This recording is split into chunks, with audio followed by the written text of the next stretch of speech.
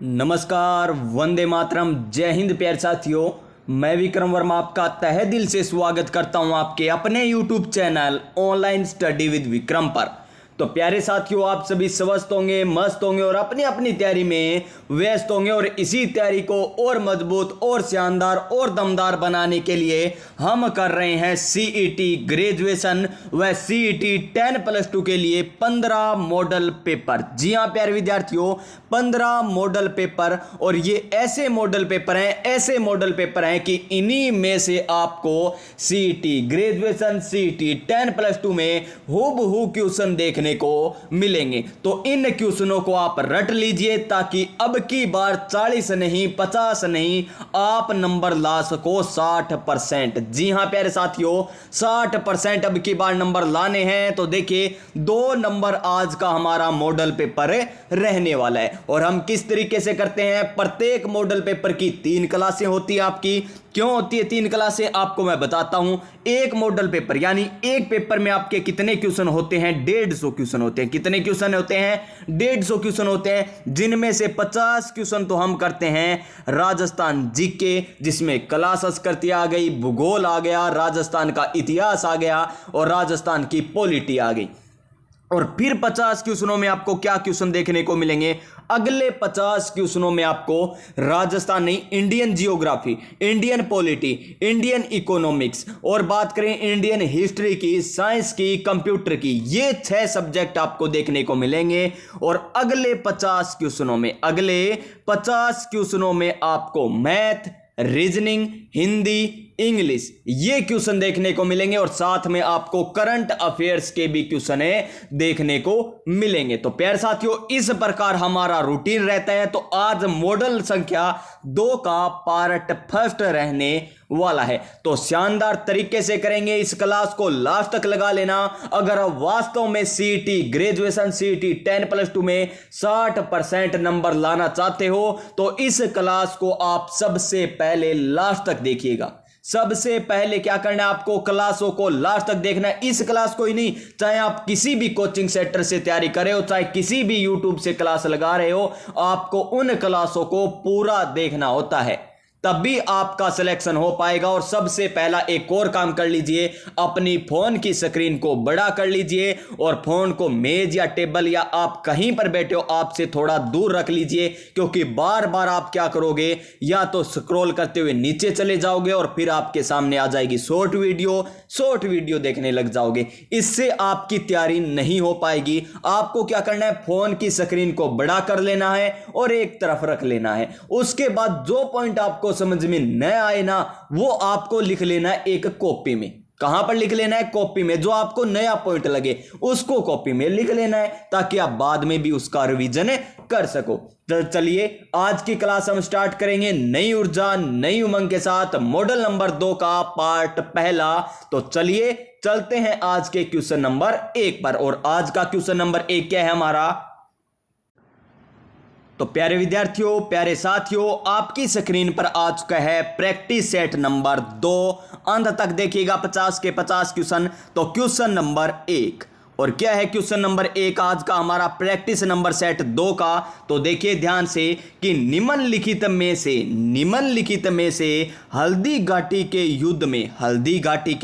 युद्ध में महाराणा प्रताप की तरफ से युद्ध में शामिल हुआ था। यानी हल्दी घाटी का जो युद्ध हुआ था उसमें महाराणा प्रताप की तरफ से कौन शामिल हुआ था, यह हमें पूछा गया है। तो सबसे पहले आपको पता होना चाहिए कि हल्दी घाटी का युद्ध कब हुआ, किनके मध्य हुआ, तभी तो आगे पता चलेगा कि किनके मध्य हुआ, तो किसकी तरफ से कौन लड़ा था। तो सबसे पहले देखिए हल्दी घाटी का युद्ध कब हुआ था। तो हल्दी घाटी का युद्ध हुआ था 18 जून को। कब हुआ, 18 जून 1576 को। कब हुआ, 18 जून 1576 को हल्दी घाटी का युद्ध हुआ था।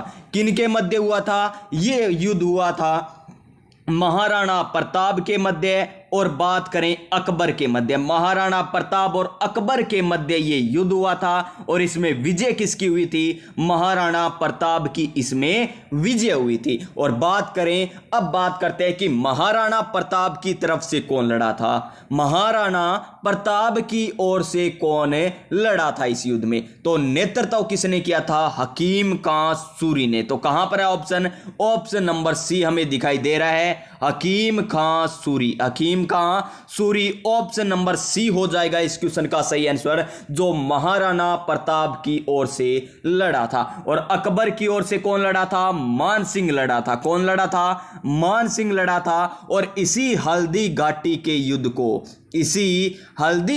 युद्ध को थर्मोपोली किसने कहा था? तो थर्मोपोली कहा था कर्नल जेम्स टोड ने। देखिए कितने पॉइंट आपको पता चले। अगर वास्तव में सीईटी की तैयारी कर रहे हो ना तो इससे बाहर क्वेश्चन नहीं आएगा। देखिए सबसे पहले आपको बताया कि हल्दी घाटी का युद्ध 18 जून 1576 को हुआ। किनके मध्य हुआ? महाराणा प्रताप और अकबर के मध्य हुआ। अकबर की तरफ से नेतृत्व मान सिंह कर रहा था और महाराणा प्रताप की तरफ से नेतृत्व कौन कर रहा था? हकीम खां सूरी कर रहा था। और मेवाड़ की थर्मोपोली किसने कहा था इस युद्ध को? इस युद्ध को कर्नल जेम्स टोड ने मेवाड़ की थर्मोपोली कहा था। तो अबुल फजल ने क्या कहा था? मेरा यही तरीका है पढ़ाने का प्यारे साथियों। देखिए इतने क्वेश्चन मैंने आपको बताए ना, तो एक क्वेश्चन आपको बताना है कि हल्दी घाटी के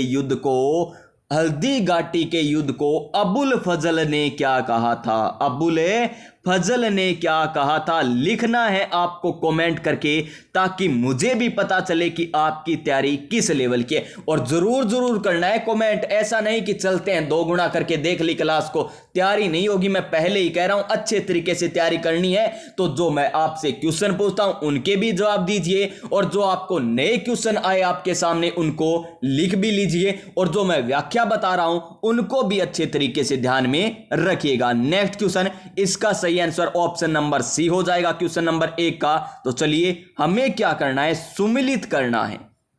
देखिए शानदार क्वेश्चन है। एक तरफ हमें क्या दे रखे हैं? पर्यटन स्थल दे रखे हैं, दूसरी तरफ क्या दे रखे हैं? हमें स्थान दे रखे हैं, और हमें क्या करना है? सुमिलित करना है। क्या करना है? सुमिलित करना है। ऑप्शन नंबर 1, ऑप्शन नंबर नहीं 1 नंबर देखिए हमें क्या दे रखा है? सोनी जी की नसियां। सोनी जी की नसियां कहां पर है? टोंक में है क्या? जैसलमेर में है क्या? अजमेर में है क्या? या बूंदी में? तो सोनी जी की नसिया कहां पर है? अजमेर जिले में है। सोनी जी की नसिया कहां पर है?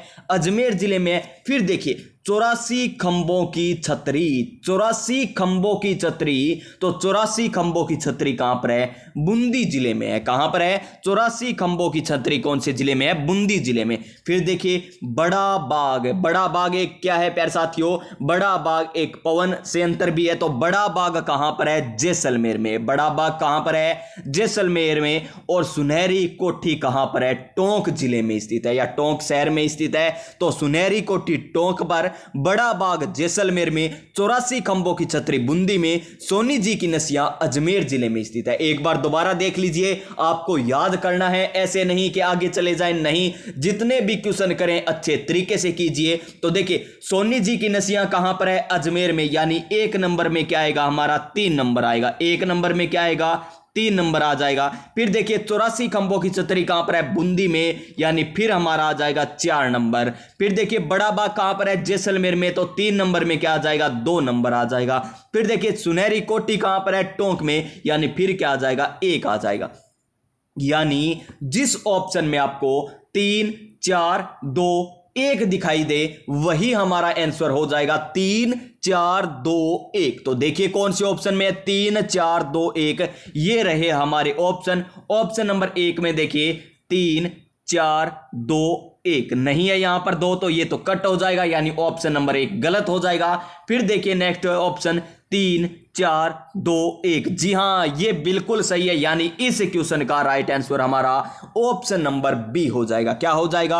ऑप्शन नंबर बी आ जाएगा। तो समझ में आ रहा है तो अब सब्सक्राइब कर लीजिएगा, अभी नहीं करना, फोन की स्क्रीन बड़ी रहने दे, क्लास पूर्ण होने के बाद जब आप स्क्रीन छोटी करिएगा ना, तब चैनल को सब्सक्राइब कर लीजिएगा, और अगर क्लास समझ में आ गई हो ना तो क्लास को लाइक भी कर लीजिएगा। अभी आपको कुछ नहीं करना, तो चलिए हमारे नेक्स्ट क्वेश्चन पर, क्वेश्चन नंबर 3 पर। और क्वेश्चन नंबर 3 क्या है हमारा, कि निम्नलिखित में से क्या दे रखा है, कि निम्नलिखित में से कौन सा युगम दुर्ग और अलाउद्दीन खिलजी के आक्रमण के समय शासक सुमलित नहीं है। यानी एक तरफ तो हमें क्या दे रखे हैं, दुर्ग दे रखे हैं, और दूसरी तरफ क्या दे रखे हैं, शासक दे रखे हैं। और कौन से शासक दे रखे हैं, जिस शासक ने अलाउद्दीन खिलजी के साथ युद्ध किया था, जिस शासक ने अलाउद्दीन खिलजी के साथ युद्ध किया था वो हमें दे रखे हैं। तो देखिए option number 1 Ranthambore. Option number 1 क्या है, रणथंबोर। तो रणथंबोर का शासक कौन है, हमीर देव चौहान। बिल्कुल सही है प्यारे साथियों, रणथंबोर के शासक हमीर देव ने 1301 में अलाउद्दीन खिलजी के साथ युद्ध किया था और केसरिया धारण किया था। क्या धारण किया था, केसरिया। यानी केसरिया धारण करने वाले 1301 में रणथंबोर के शासक कौन थे, तो हमीर देव चौहान थे। और जोहर किसने किया था रणथंबोर में, तो जोहर किया था रंगा देवी ने। याद रखिए, जोहर तो किसने किया था, रंगा देवी ने। केसरिया धारण किसने किया था, हमीर देव ने धारण किया था। और जोहर और केसरिया को मिलाकर हम क्या कहते हैं, साका कहा जाता है। क्या कहा जाता है, साका कहा जाता है। यानी राजस्थान का पहला साका, राजस्थान का प्रथम साका कौन सा हुआ था, रणथंबोर का साका हुआ था। और कब हुआ था, 1301 में हुआ था। यानी एक तो सही है, हमें क्या बताना है कि सुमलित नहीं है, ये बताना है। आगे देखिए, चित्तौड़गढ़ का शासक कौन था, राणा रतन सिंह। बिल्कुल सही है। आक्रमण कब हुआ था, 1303 में। और रानी कौन थी जिसने जोहर किया था, पद्मनी थी। कौन थी, पद्मनी थी। ये भी सभी को पता है, जी श्रीमान हम सभी को पता है। आगे देखिए, फिर हमें क्या दे रखा है, जालोर भी दे रखा है। जालोर पर क्या दे रखा है, कन्नड़ देव दे रखा है। जी श्रीमान ये भी बिल्कुल सही है। 1311 में हुआ था युद्ध। कब हुआ था, 1311 में। और जालोर के शासक कौन थे, कन्नड़ देव चौहान थे। कौन थे, कन्नड़ देव चौहान थे। लेकिन प्यारे साथियों, हमें यहां पर क्या दे रखा है, सिवाना का मालदेव। क्या दे रखा है, सिवाना पर मालदेव दे रखा है, जो क्या दे रखा है, हमें बिल्कुल गलत दे रखा है। क्या दे रखा है, गलत दे रखा है। तो ऑप्शन नंबर सी हो जाएगा इसका सही आंसर। और सिवाना पर आक्रमण अलाउद्दीन खिलजी ने कब किया था, 1308 में किया था। कब किया था, 1308 में। तो याद रखिए, 1301 में रणथंबोर पर, 1303 में चित्तौड़गढ़ पर, 1311 में कहां पर, जालोर पर, 1308 में सिवाना पर। तो अब एक क्वेश्चन फिर आप बताइए कि सिवाना दुर्ग पर अलाउद्दीन खिलजी ने जब आक्रमण किया था ना, तब वहां का शासक कौन था। वास्तव में अच्छे तरीके से तैयारी करनी है तो कमेंट करके जवाब दीजिएगा जो मैं क्वेश्चन पूछता हूं। अगर आपको नहीं आता ना तो बाद में एक तरफ कॉपी में लिख लीजिए कि सर ने कौन कौन से क्वेश्चन पूछे हैं, और बाद में उनको सर्च कीजिएगा और फिर कमेंट करके बता दीजिएगा। इससे क्या होगा, आपकी तैयारी अच्छी होगी और कभी भी नहीं भूलोगे ये क्वेश्चन। जो सर्च करके कमेंट लिखोगे ना, कभी नहीं भूलोगे क्वेश्चन, चाहे आपके कहीं पर वो क्वेश्चन आ जाए, कभी नहीं भूल पाओगे इस तरीके से। तो चलिए क्वेश्चन नंबर 4, इस तरीके से तैयारी कीजिए ताकि एक बार में ही पढ़ा हुआ हमें याद हो जाए, वरना तो कई तो 10 बार पढ़ लेते हैं राजस्थान जीके, याद ही नहीं होता। इसका कारण यही है, उन्होंने अच्छे तरीके से नहीं पढ़ा और रेगुलर नहीं पढ़ा, यही कारण होता है। नेक्स्ट देखिए, निम्नलिखित में से कौन सा त्योहार एक कैलेंडर वर्ष विक्रम संवत के अनुसार सबसे बाद में आता है। सबसे बाद में कौन सा त्योहार आता है, ये हमें पूछा है। तो देखिए, होली तो कौन से माह में आती है श्रीमान, फाल्गुन महीने में आती है। कब आती है, फाल्गुन महीने में आती है। रक्षाबंधन कब आती है, रक्षाबंधन तो सावन में आती है। कब आती है, श्रावण की पूर्णिमा को आती है। और कृष्ण जन्माष्टमी कब आती है, भाद्रपद माह में आती है। भाद्रपद, और ये आपको बता रखा है, कृष्ण जन्माष्टमी आ गई या जन्माष्टमी कह दे तो कृष्ण से संबंधित है, तो भाद्रपद कृष्ण, और अष्टमी आगे दे रखा है तो अष्टमी आ जाएगा, ये लीजिए। और गणगौर कब आती है, चैत्र में आती है। गणगौर कब आती है, चैत्र में आती है। तो सबसे अंत में कौन सा आ जाएगा, फाल्गुन माह वाला आ जाएगा, क्योंकि चैत, वैशाख, जेठ, आषाढ़, सावन, भाद्रपद, आसोज, कार्तिक, मिंसर, पो, माह, फागण। याद है ना सभी को, पो, माह, फागुन। तो लास्ट में कौन सा आता है? फागुन माह आता है। तो अंतिम त्योहार, सबसे बाद में त्योहार कौन सा आ जाएगा? होली त्योहार आ जाएगा, जो फागुन में आता है। तो ऑप्शन नंबर ए हो जाएगा हमारा इस क्वेश्चन का सही आंसर। क्या हो जाएगा? ऑप्शन नंबर ए हो जाएगा। तो चलिए चलते हैं हमारे नेक्स्ट क्वेश्चन, क्वेश्चन नंबर 5 पर। और क्वेश्चन नंबर 5 क्या है हमारा? क्वेश्चन नंबर 5 है कि राजस्थान राज्य मानवाधिकार आयोग के अध्यक्ष एवं सदस्यों का चयन समिति में निम्नलिखित में से कौन नहीं होता? देखिए, राजस्थान राज्य जो मानवाधिकार आयोग है ना, उनके अध्यक्ष और सदस्यों की नियुक्ति के लिए एक समिति होती है। क्या होती है? समिति होती है। और उस समिति की सिफारिश के द्वारा ही क्या किया जाता है? राज्यपाल के द्वारा राज्य मानवाधिकार आयोग के अध्यक्ष की नियुक्ति की जाती है। किनके द्वारा की जाती है? राज्यपाल के द्वारा नियुक्ति की जाती है। और किसकी सिफारिश पर? एक समिति की सिफारिश पर। और हमें यह पूछा है कि उस समिति में कौन शामिल नहीं होता? तो मुख्यमंत्री होता है क्या? गृह मंत्री होता है क्या? विपक्ष का नेता होता है क्या? राज्यपाल होता है? तो देखिए, मुख्यमंत्री होता है इस समिति का अध्यक्ष। क्या होता है? सीएम तो होता है इस समिति का अध्यक्ष। गृह मंत्री भी सदस्य होता है और विपक्ष का नेता भी क्या होता है? इसका सदस्य होता है। लेकिन राज्यपाल इसका सदस्य नहीं होता। कौन सी समिति का? चयन समिति, जिसकी समिति के अनुसार अध्यक्ष और सदस्यों की नियुक्ति की जाती है। लेकिन राज्यपाल के द्वारा नियुक्ति की जाती है। किसकी सिफारिश पर है? इस समिति की सिफारिश पर। और समिति में कितने सदस्य? देख लीजिए, मुख्यमंत्री, गृह मंत्री और विपक्ष का नेता होता है। अब आपसे पूछ ले, इसका तो सही आंसर आपको पता चल गया कि ऑप्शन नंबर डी हो गया। अब आपसे पूछ ले कि राज्य मानवाधिकार आयोग का गठन कब हुआ था? राज्य मानवाधिकार आयोग का गठन कब हुआ था? तो सबसे पहले सर्वाधिक पूछा जाने वाला क्वेश्चन की अधिसूचना। देखिए, शानदार क्वेश्चन है आपके लिए, सभी के सभी मोस्ट इंपोर्टेंट है कि राज्य मानवाधिकार आयोग की अधिसूचना कब जारी हुई थी? तो 18 जनवरी 1999 को। 18 जनवरी 1999 को। और कार्य कब से प्रारंभ किया था इसने शुरू? तो कार्य प्रारंभ किया था प्यारे विद्यार्थियों इसने 2000 से, मार्च 2000 से राज्य मानवाधिकार ने कार्य प्रारंभ कर दिया था। और ये दोनों आपको ऑप्शन में मिलेंगे। आपसे पूछा जाएगा कि राज्य मानवाधिकार आयोग की अधिसूचना कब जारी की गई थी? मार्च 2000 में, जनवरी 1999 में, या जनवरी 2000 में, या मार्च 1999 में। तो अधिसूचना कब जारी की गई थी? जनवरी 1999 में की गई थी। तो याद रखिएगा, इसी तरीके से आपसे क्वेश्चन पूछा जाएगा। और वर्तमान में अध्यक्ष पूछ ले, मानवाधिकार आयोग के वर्तमान अध्यक्ष कौन है? तो वे है गोपाल कृष्ण व्यास। कौन है? गोपाल कृष्ण व्यास।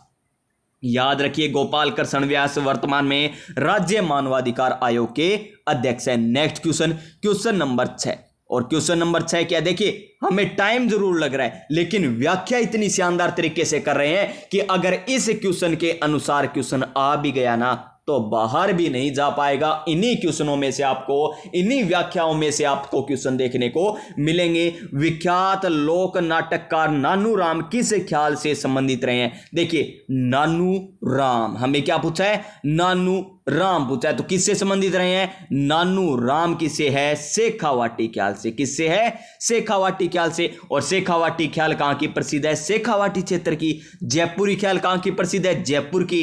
तुर्रा कलंगी ख्याल कहां की प्रसिद्ध है? चित्तौड़गढ़ की।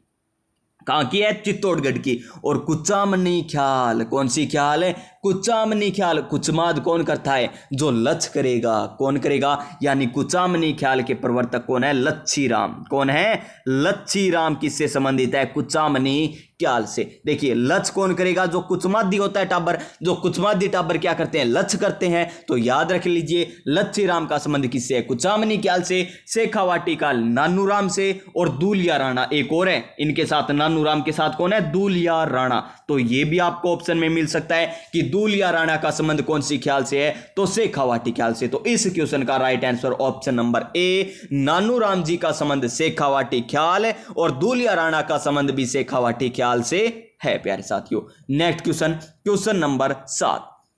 राव जेतसिरो छंद, राव जेतसिरो छंद ग्रंथ की रचना किसने की थी? बिट्टू सूजा ने, करणीदान ने या केशवदास ने या भीरभाण ने? तो किसने की थी? इसकी रचना की थी बिट्ठू सूजा ने। किसने की थी? बिट्ठू सूजा ने की थी। ऑप्शन नंबर ए हो जाएगा इसका सही आंसर। रावजेत शिरोचंद, बिट्ठू सूजा। रावजेत शिरोचंद, बिट्ठू सूजा। क्वेश्चन नंबर 8, और क्वेश्चन नंबर 8 क्या है? निम्न में से जो हमें लोक देवता दे रखे हैं, दूसरी तरफ उनकी माता जी दे रखी है, हमें बताना है कि कौन सा सुमलित नहीं है। जी हां, एक तरफ लोक देवता है, एक तरफ उनकी माता दे रखी है, तो हमें बताना है कि कौन सा सही नहीं दे रखा। तो ऑप्शन नंबर 1 देखिए, तेजा जी, राम प्यारी। तेजा जी का तो क्या दे दिया?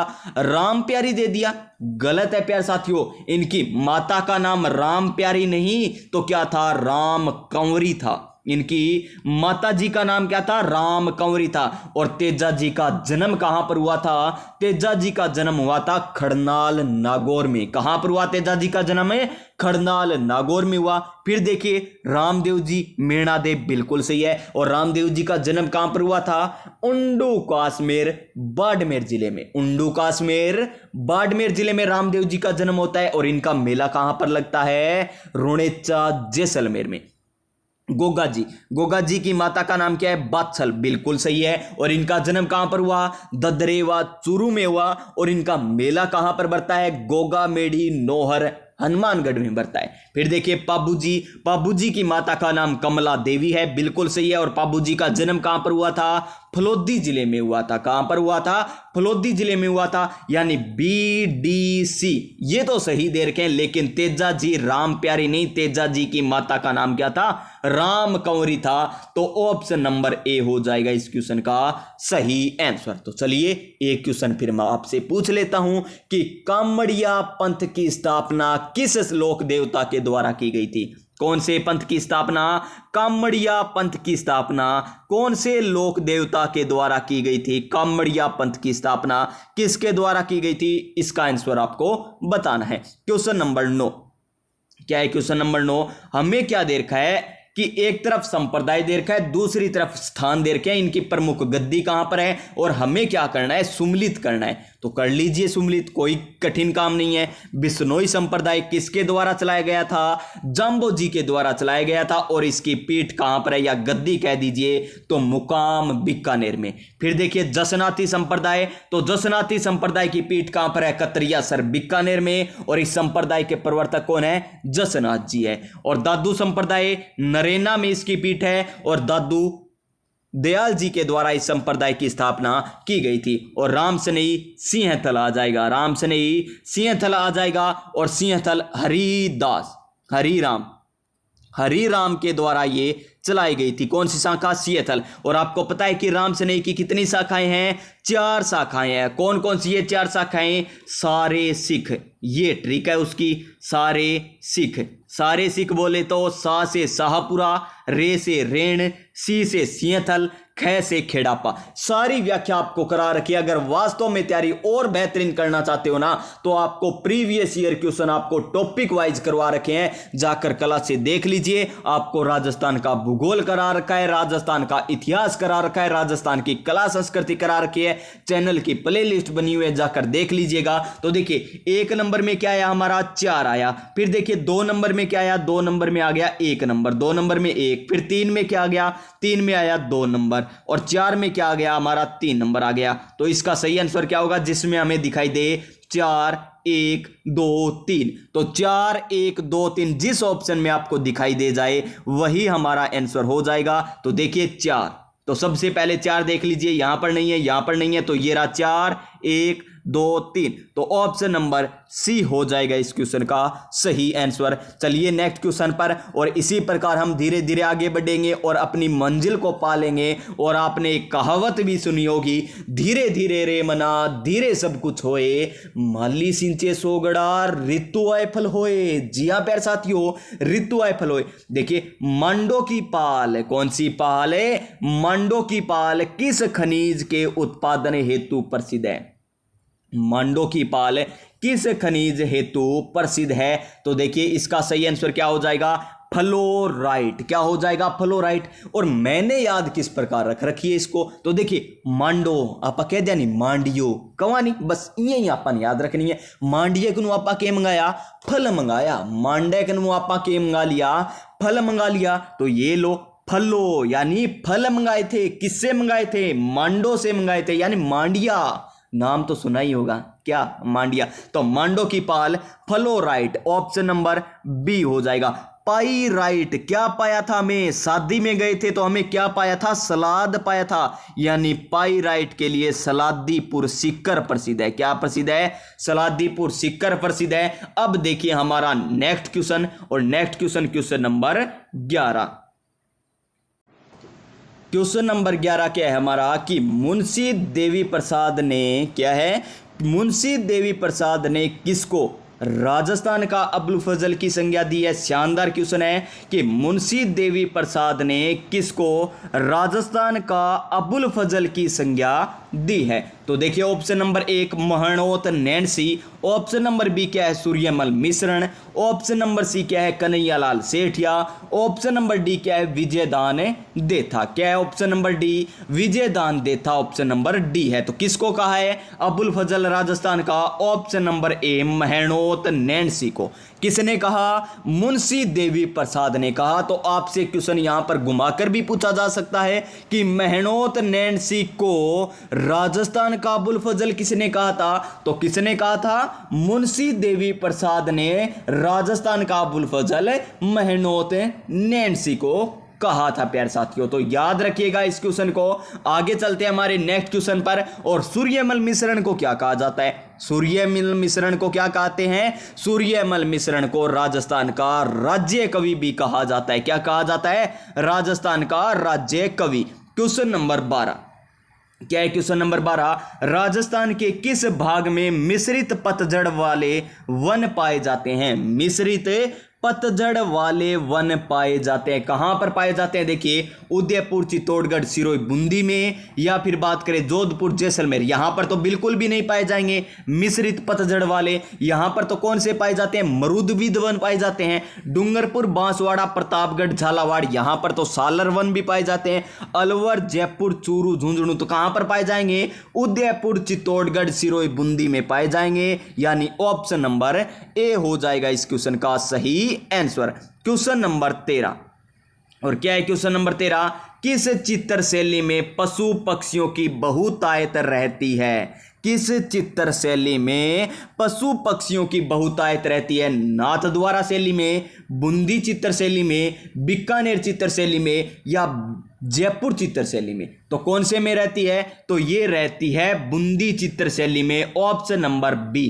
तो देखिए बूंदी चित्र शैली की बात करें तो यहां पर तो पशु पक्षियों के तो चित्रण मिलते ही हैं, साथ में और क्या मिलते हैं प्यारे साथियों? यहां पर आपको देखने को मिलेंगे, क्या मिलेंगे? कबूतर, मयूर, हाथी। और देखिए हम बात करें नाथद्वारा की, तो नाथद्वारा का क्या प्रसिद्ध है? नाथद्वारा राजसमंद की क्या प्रसिद्ध है प्यारे साथियों? पिछवाई कला। क्या प्रसिद्ध है? पिछवाई कला। पिछवाई कला। और पिछवाई कला में कौन से देवता प्रसिद्ध है? कृष्ण, भगवान श्री कृष्ण की पिछवाइयां प्रसिद्ध है। और देखिए किशनगढ़ चित्रशैली की बात करें तो किशनगढ़ चित्रशैली में कौन संबंधित है? बणी ठनी है। कौन है? बणी ठनी, जिसे भारत की क्या कहा जाता है? बणी ठनी को भारत की मोनालिसा। और किसने कहा था भारत की मोनालिसा? एरिक डिक्सन ने कहा था। और किशनगढ़ शैली का शासन किसके शासनकाल में श्रवणकाल था? तो सावंत सिंह के शासनकाल का श्रवणकाल माना जाता है किशनगढ़ शैली को। क्वेश्चन नंबर 14 क्या है? नर्मदा नहर परियोजना से लंबावित राजस्थान के जिले हैं। नर्मदा नहर परियोजना से तो कौन से हैं? हनुमानगढ़, गंगानगर, जालोर नहीं, चूरू, झुंझुनू, जोधपुर, नागौर, या जालोर, बाड़मेर। तो इसका सही आंसर ऑप्शन नंबर डी आ जाएगा, Jalore, Barmer. Question number 14 option number D. Question number 15 क्या है? क्वेश्चन नंबर 15, राजस्थान की रुंडित सरिता किस नदी को कहा जाता है? रुंडित सरिता किस नदी को कहा जाता है ये हमें बताना है। क्या घग्गर को कहा जाता है, या बाणगंगा को कहा जाता है, या फिर बात करें बनास को या रूपारेल को। तो देखिए घग्गर नदी कहां पर बहती है, हनुमानगढ़ में बहती है। और इस नदी के किनारे कौन सी सभ्यता है, कालीबंगा सभ्यता है। कौन सी सभ्यता, कालीबंगा सभ्यता घग्गर नदी के किनारे। बाणगंगा नदी को क्या कहते हैं, रुंडित नदी या रुंडित सरिता के नाम से बाणगंगा को जाना जाता है। जो जयपुर जिले में बहती है। कौन से जिले में, जयपुर जिले में बहती है। और इसी नदी के किनारे, इसी नदी की बात करें तो और क्या कहा जाता है, इसे अर्जुन की गंगा कहते हैं। क्या कहते हैं, अर्जुन की गंगा कहा जाता है। क्या कहते हैं, अर्जुन की गंगा। कौन सी नदी को कहते हैं अर्जुन की गंगा, बाणगंगा नदी को कहते हैं अर्जुन की गंगा। और देखिए जयपुर में एक प्रसिद्ध सभ्यता है, कौन सी, जोधपुरा सभ्यता। नाम पर मत जाइएगा कभी भी किसी के, जोधपुरा सभ्यता। तो जोधपुरा सभ्यता जोधपुर में नहीं है, तो कहां पर है, जयपुर में है। और कौन सी नदी के किनारे है, साबी नदी के किनारे। कौन सी नदी के किनारे, साबी नदी के किनारे स्थित है। और रूपारेल, रूपारेल देखिए रूपारेल। और एक नाम क्या मिलेगा आपको, रूपनगढ़। नाम एक से है लेकिन देखिए रूपनगढ़, गढ़ कहां पर है ज्यादा, अजमेर में। बस इस प्रकार याद रखिए,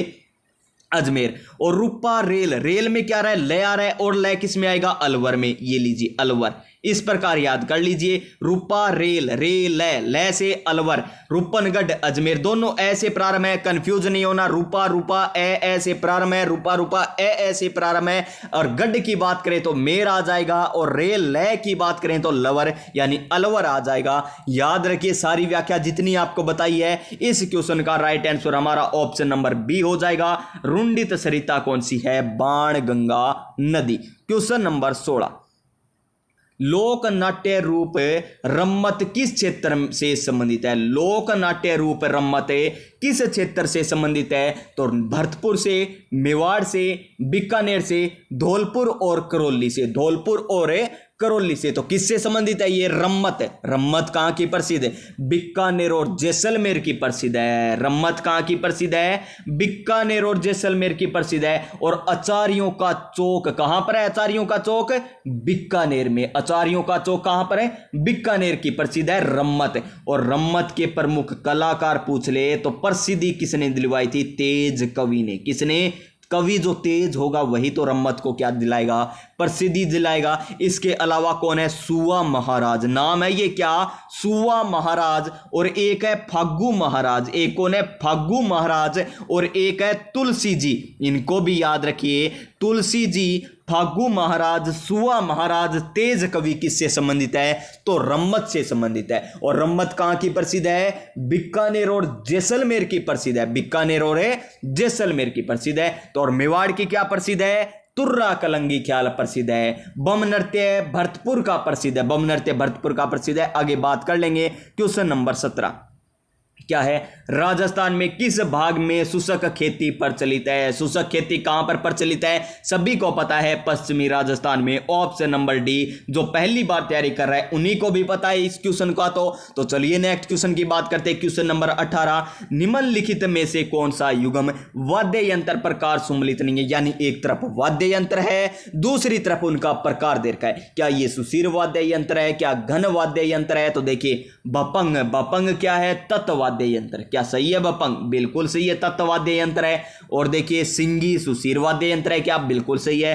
तासा क्या है, अवनद वाद्य यंत्र है, क्या बिल्कुल सही है। नड़, नड़ क्या है, घन वाद्य यंत्र नहीं है प्यारे साथियों। तो नड़ किस प्रकार का वाद्य यंत्र है, नड़ है सुशीर वाद्य यंत्र। नड़ क्या है, सुशीर वाद्य यंत्र है। तो हमें कौन सा सम्मिलित नहीं दे रखा, ऑप्शन नंबर डी। तो याद रखिए, और इसकी पूरी व्याख्या आपको PYQ वाली श्रृंखला में आपको करा रखा है, जाकर देख लीजिएगा class. Next question, question number 19। और क्या है क्वेश्चन नंबर 19, निम्नलिखित संतों में से किसने अपने लेखन में मेवाती बोलियों का प्रयोग नहीं किया। मेवाती बोलियां, लालदास जी का संबंध किससे है, मेवात क्षेत्र से है। किससे है, मेवात क्षेत्र से है। तो इनका संबंध तो मेवाती से आ ही जाएगा। फिर देखिए नेक्स्ट, चरणदासी ये भी कहां से है? मेवात क्षेत्र से है, ठीक है। सहजोबाई, सहजी नहीं, सहजोबाई का संबंध किससे है? मेवात क्षेत्र से। तो ये तीनों मेवात क्षेत्र से है, लेकिन सुंदरदास जी मेवाती भाषा या मेवाती बोली में प्रयोग नहीं किया। ऑप्शन नंबर सी हो जाएगा इसका सही आंसर। क्वेश्चन नंबर 20 क्या है? निम्नलिखित में से कौन मराठा आक्रमण के खिलाफ हुरडा सम्मेलन से जुड़े थे? हुरडा सम्मेलन से कौन जुड़े थे ये हमको बताना है। Question number 20। तो देखिए हुरडा सम्मेलन से कौन कौन जुड़े थे, और ये क्वेश्चन पटवार के एग्जाम में भी पूछा जा चुका है। और पहले आपको पता होना चाहिए कि हुरडा सम्मेलन कब हुआ था? 17 जुलाई को हुआ था। हुरडा सम्मेलन कब हुआ? 17 जुलाई को हुआ। और अब आपको एक और क्वेश्चन बताना है। देखिए इसी प्रकार तो पता चलेगा आपकी तैयारी का। 17 जुलाई को तो हुआ था, लेकिन सन आपको लिखनी है कमेंट करके। हुरडा सम्मेलन 17 जुलाई 17 कब हुआ आगे ये आपको ही बताना है, मुझे नहीं बताना। तो कौन कौन जुड़े हुए थे? इसमें जुड़े हुए थे प्यारे साथियों महाराणा जगत सिंह, जी हां ये जुड़े हुए थे। महाराणा जय सिंह ये भी जुड़े हुए थे। महाराजा जसवंत सिंह द्वितीय नहीं जुड़े हुए थे। महाराजा अभय सिंह ये भी जुड़े हुए थे, यानी ए बी डी जुड़े हुए थे, ए बी डी। तो कौन से में? Option number C. तो इसका सही आंसर ऑप्शन नंबर सी हो जाएगा। इसके अलावा और कौन थे? दुर्जन साल थे। कौन थे? दुर्जन साल। दुर्जन साल कहां से थे? कोटा से। और दलेल सिंह भी जुड़े हुए थे किससे? हुरडा सम्मेलन से, दलेल सिंह। और कौन थे? अभय सिंह आ गया, और जगत सिंह द्वितीय आ गया, ठीक है। और जय सिंह भी आ गए। और कौन थे? राज सिंह थे। कौन थे? राज सिंह थे। और कौन थे? जोरावर सिंह थे। कौन थे? जोरावर सिंह। जोरावर सिंह बीकानेर से। राज सिंह कहां थे? किशनगढ़ से थे, याद रखिए सभी। अभय सिंह किससे थे? मारवाड़ से। जगत सिंह कहां थे? जगत सिंह थे प्यारे साथियों, कहां दिमाग चला गया, जगत सिंह द्वितीय मेवाड़ से। महाराणा दे रखा है, मेवाड़ से थे। और जय सिंह जयपुर से थे। नेक्स्ट क्वेश्चन, क्वेश्चन नंबर 21 कि निम्नलिखित में से कौन सा युगम आरटीडीसी के होटल के नाम स्थान है? काजरी उदयपुर, कजरी उदयपुर दे रखा है। बिल्कुल सही है क्या? जी हाँ बिल्कुल सही है। मुमुल जैसलमेर, क्या सही है क्या? कौन सा युगम आरटीडीसी के होटल का नाम स्थान क्या बताना है? देखिए खादिम कहाँ का है? अजमेर का, ठीक है। मुमुल जैसलमेर का। तो ढोला मारू क्या दे रखा है? में जोधपुर दे रखा है, क्या? जोधपुर। तो ढोला मारू कहाँ का है? बीकानेर का। देखिए यहां पर क्वेश्चन मिस प्रिंटिंग है, फिर भी आप कर सकते हो बीकानेर, क्योंकि हमें 3 तो क्या दे रखे हैं? सुमलित दे रखे हैं। ऑप्शन नंबर डी क्या नहीं दे रखा? हमें सुमलित नहीं दे रखा, तो ऑप्शन नंबर डी आ जाएगा। यानी यहां पर पूछा गया कि कौन सा युगम सुमलित नहीं है? कौन सा युगम सुमलित नहीं है? तो ऑप्शन नंबर डी।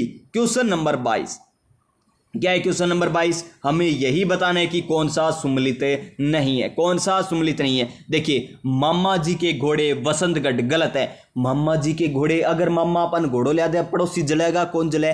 जी श्रीमान जलेंगे, लोग तो जलेंगे जब हम घोड़े पे चढ़ेंगे, लोग तो जलेंगे जब हम घोड़े पे चढ़ेंगे। यानी मामा जी के घोड़े कहाँ के प्रसिद्ध है? जालोर जिले के प्रसिद्ध है। तो यहां पर जालोर आना चाहिए था। दाबू प्रिंट, यानी अकेलो ना मिल जाए कदी दाब दूंगा बढ़ई, याद रखी आप कह दिया नहीं। तो दाबू प्रिंट कहाँ का? अकोला चित्तौड़गढ़ का। लाख का काम कहां पर किया जाता है? लक्ष्मणगढ़ और इंद्र। और अजरक और मल्लीर प्रिंट बालोतरा बाड़मेर की प्रसिद्ध है। ये भी सही है, ये भी सही है, ये भी सही है, लेकिन ये वसंतगढ़ सिरोही में नहीं तो जालोर में है। कहां पर? जालोर आना चाहिए था यहां पर, क्योंकि वसंतगढ़ कहां पर है? सिरोही दे रखा है, तो ये तो गलत हो गया। तो देखिए इसका सही आंसर क्या हो जाएगा? हमारा ऑप्शन नंबर ए हो जाएगा।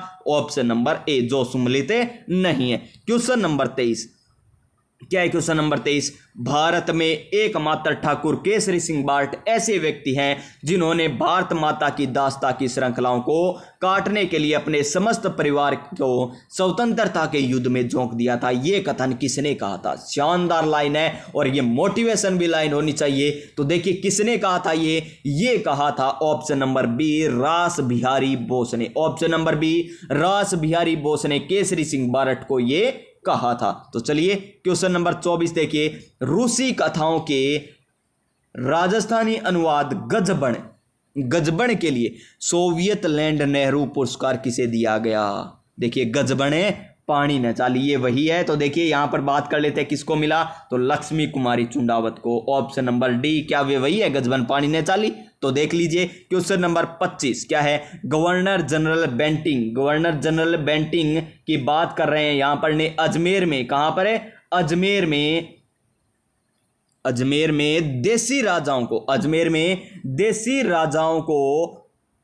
राजाओं का दरबार कब आयोजित किया? देसी राजाओं का दरबार कब आयोजित किया? तो कब किया था? 1832, 1834, 1829, 1830। तो इसका सही आंसर ऑप्शन नंबर ए हो जाएगा 1832। क्वेश्चन नंबर 26 देखिए, धौलपुर प्रजामंडल आपको करा रखा है, सारा प्रजामंडल टॉपिक करा रखा है ट्रिक के साथ। देखिए धौलपुर, धोला होने की जिज्ञासा किसके थी? भगवान श्री कृष्ण की। क्या थी? जिज्ञासा थी। क्या थी? जिज्ञासा थी। तो इसका सही आंसर क्या हो जाएगा? सभी को पता है ना, ऑप्शन नंबर ए हो जाएगा कृष्ण दत्त पालीवाल। कृष्ण, भगवान श्री कृष्ण को क्या थी?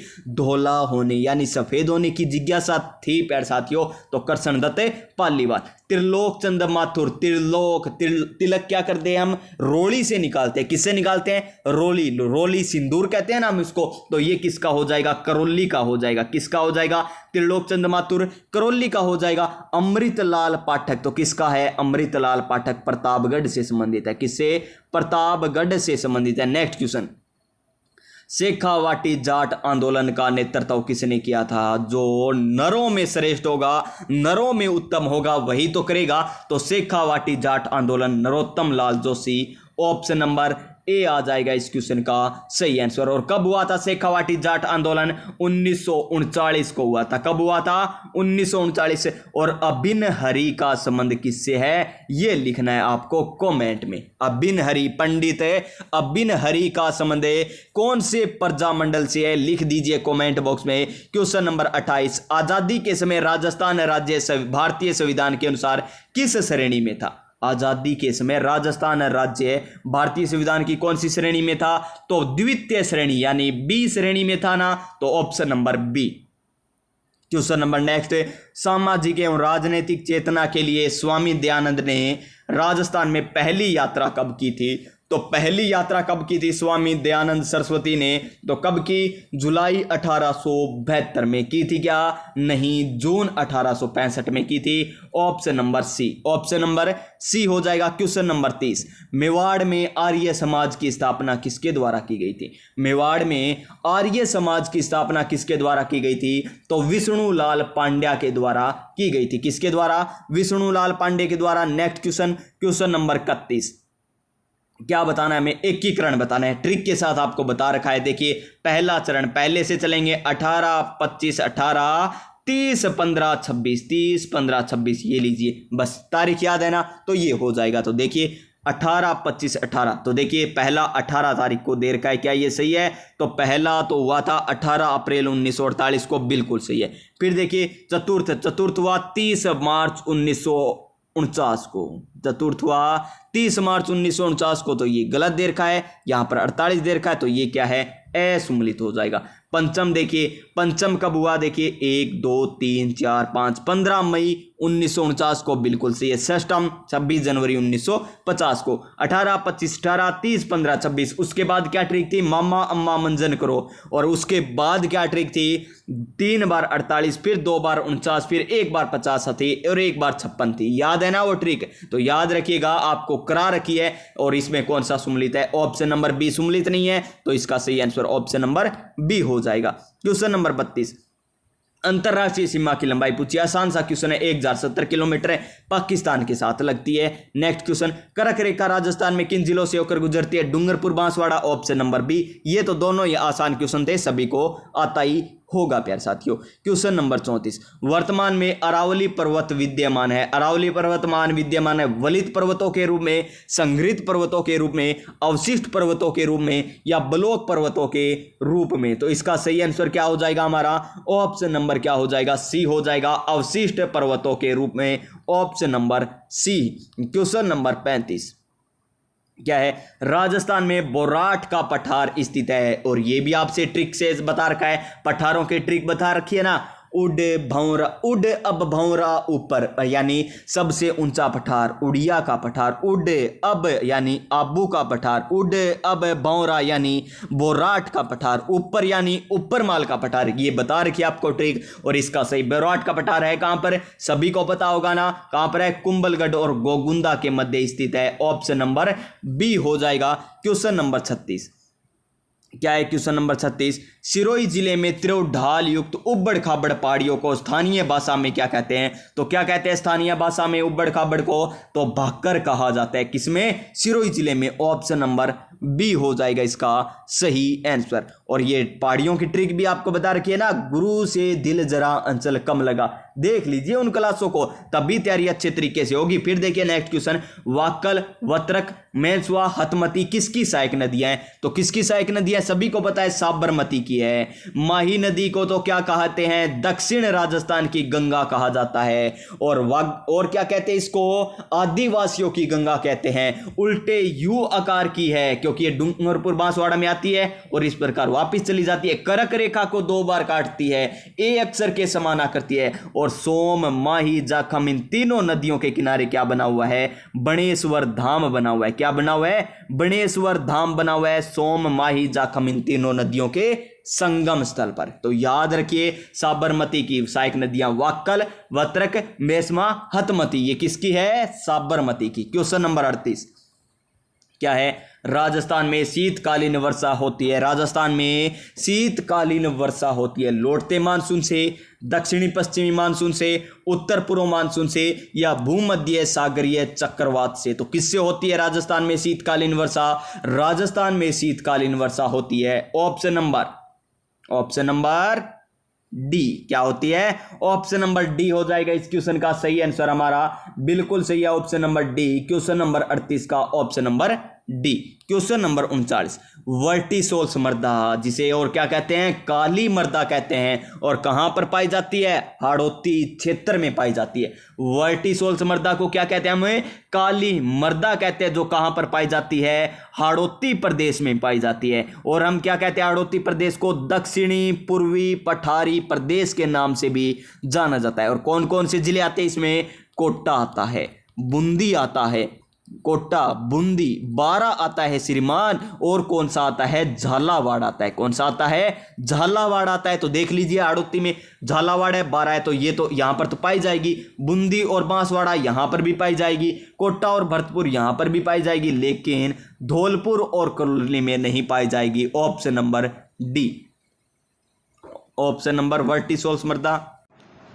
तो देख लीजिए यहां पर देखिए नहीं पाई जाती, तो ठीक है ऑप्शन नंबर डी आ जाएगा, क्योंकि यहां पर बूंदी दे रखा है या साथ में कोटा दे रखा है। अगर यहां पर नहीं होता ना, ये क्वेश्चन डिलीट भी हो सकता है। इस प्रकार का क्वेश्चन डिलीट भी होता है। क्यों होता है? देखिए झालावाड़ 12 में तो पाई जाती है, लेकिन भरतपुर में नहीं पाई जाती, न ही बांसवाड़ा में पाई जाती, न ही करौली। देखिए ये नहीं दे रखा है। अगर यहां पर नहीं होता ना, तब ये क्वेश्चन सबसे अच्छा होता, तब ये डिलीट भी नहीं होता। तो ऑप्शन नंबर ए बिल्कुल सही माना जाएगा। ये नहीं काट लीजिए यहां से और ऐसे कर लीजिए। अगर नहीं होगा तो ये फिर डिलीट हो जाएगा इस प्रकार का क्वेश्चन, क्योंकि इसमें फिर ऑब्जेक्शन लगेंगे और डिलीट हो जाएगा क्वेश्चन। और यहां से नहीं काट देंगे तो ऑप्शन नंबर ए बिल्कुल सही हो जाएगा। क्वेश्चन नंबर 40 क्या है? क्वेश्चन नंबर 40 और इसकी पीडीएफ भी आप टेलीग्राम चैनल से प्राप्त कर सकते हो। यूथ कंपटीशन टाइम्स यहाँ पर की बुक है ये, उसके मॉडल पेपर आप मंगवा भी सकते हो घर पर। तो देखिए निम्नलिखित में से कौन से वन राजस्थान में सर्वाधिक क्षेत्रफल पर फैले हुए हैं? तो कौन से फल सर्वाधिक पाए जाते हैं राजस्थान में? राजस्थान में पाए जाते हैं उष्णकटिबंधीय पतझड़ वन। ऑप्शन नंबर ए, ऑप्शन नंबर ए। और कहां पर पाए जाते हैं ये? बांसवाड़ा, डूंगरपुर, इस उदयपुर में पाए जाते हैं। क्वेश्चन नंबर 41, राजस्थान में काष्ठ जीवाश्म उद्यान यानी वुड फॉसिल पार्क किस स्थान पर स्थित है? सभी को पता है जैसलमेर में है, लेकिन यहां पर देखिए गढ़सीसर, आक्कल, तनोट, लोदरवा, तो आक्कल जैसलमेर में है। ऑप्शन नंबर बी आ जाएगा श्रीमान इस क्वेश्चन का तो सही आंसर। क्या आ जाएगा? Option number B. Question number 42 क्या है? सेम समस्या से गंभीर रूप से प्रभावित कौन सा है? तो हमारा प्यारा जिला कौन सा? गंगानगर, हनुमानगढ़। तो हनुमानगढ़ आ जाएगा, गंगानगर आ जाएगा। Option number B. हम हनुमानगढ़ से हैं और हमें तो पता ही है सेम समस्या सर्वाधिक है यहाँ पर। क्वेश्चन नंबर 43 किस कारण? इंदिरा गांधी नहर के कारण। राजस्थान में मसालों के समग्र उत्पादन में कौन से जिले अग्रणी हैं? कौन से जिले अग्रणी है? मसाला कहां पर होता है? हाड़ौती क्षेत्र में होता है। तो हाड़ौती क्षेत्र देख लीजिए, कोटा झालावाड़, बाड़मेर नागौर, उदयपुर, ये 12 बूंदी। तो देखिए ये कट जाएगा, ये भी कट जाएगा, बचे ये दोनों। तो झालावाड़ में सर्वाधिक पाए जाते हैं मसाला, तो ऑप्शन नंबर ए आ जाएगा इस क्वेश्चन का सही आंसर। क्या आ जाएगा ऑप्शन नंबर ए? Question number 44। क्या है क्वेश्चन नंबर 44? राजस्थान का लगभग 30% सरसों उत्पादन क्षेत्र कहां पर है? गंगानगर में, कोटा में, भरतपुर क्षेत्र में या जयपुर क्षेत्र में? तो कौन से क्षेत्र में है? ये है भरतपुर क्षेत्र में 30% सरसों उत्पादित क्षेत्र। Question number 45। वर्ष 2012 की पशु जनगणना के अनुसार, वर्ष 2012 की पशु जनगणना के अनुसार राजस्थान में सबसे अधिक पशु कौन से हैं? गोवंश है, भैंस की है, भेड़ की है या बकरियों की है? तो किसकी है? बकरियों की। Option number D. किसकी है? ऑप्शन नंबर डी हो जाएगा इसका सही आंसर। Question number 46। क्या है क्वेश्चन नंबर 46? राजस्थान में मिर्जा बांध कौन का निर्माण किया गया है? मिर्जा बांध का निर्माण आसान सा है। क्यों? क्योंकि हमें तो ट्रिक पता है इसकी, तब आसान हो जाएगा। थाने मेज पता ही है ना, मेज किस प्रकार होती है? कठोर होती है या नरम होती है?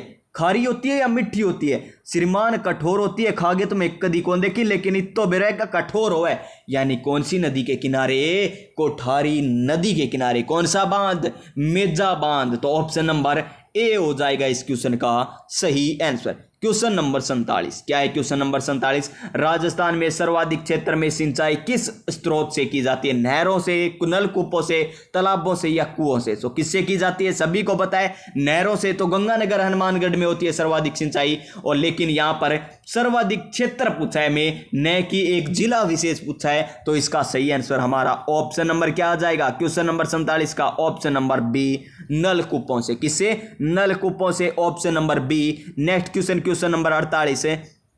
क्या है क्वेश्चन नंबर 48 हमारा? भूजल की उपलब्धता तथा गुणवत्ता की दृष्टि से राजस्थान में सबसे ज्यादा चिंताजनक स्थिति किन जिलों की है?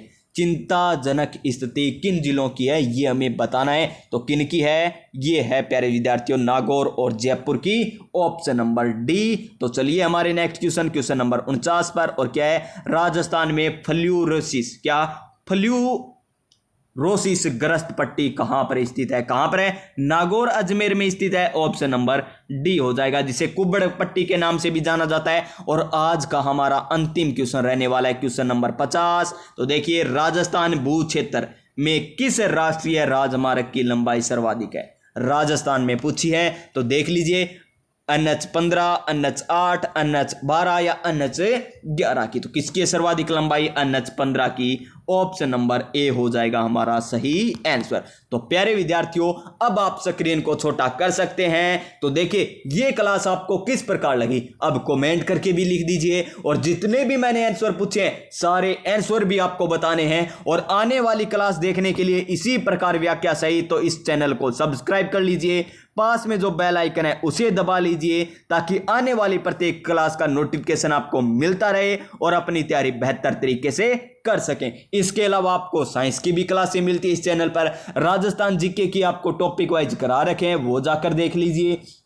देखिए तैयारी करना वाला चाहिए, यूट्यूब पर क्लासें बहुत है, चाहे किसी की भी लगा लो, और लगानी केवल उन्हीं की क्लासें हैं जिनकी समझ में आए। ये नहीं कि मेरी समझ में आ नहीं रही आपको और आप लगाए जा रहे हो। क्यों? क्योंकि थंबनेल में लिख रखा है कि याद होंगे यहीं से, प्रश्न आएंगे यहीं से। तो प्रश्न तो आएंगे सभी से, प्रश्न तो सभी से आएंगे, चाहे वो कौन से भी टीचर हो, सभी से आएंगे। लेकिन जहां से याद होता हो ना वहां से पढ़िए, ताकि आपका सिलेक्शन भी जल्दी हो और अपनी मंजिल भी जल्दी मिल जाए। तो प्यारे विद्यार्थियों स्वस्थ रहिएगा, मस्त रहिएगा और अपनी अपनी तैयारी में व्यस्त रहिएगा। मिलेंगे हम अपनी नेक्स्ट क्लास में इसी नई ऊर्जा, नई उमंग के साथ। तब तक जय हिंद, जय भारत।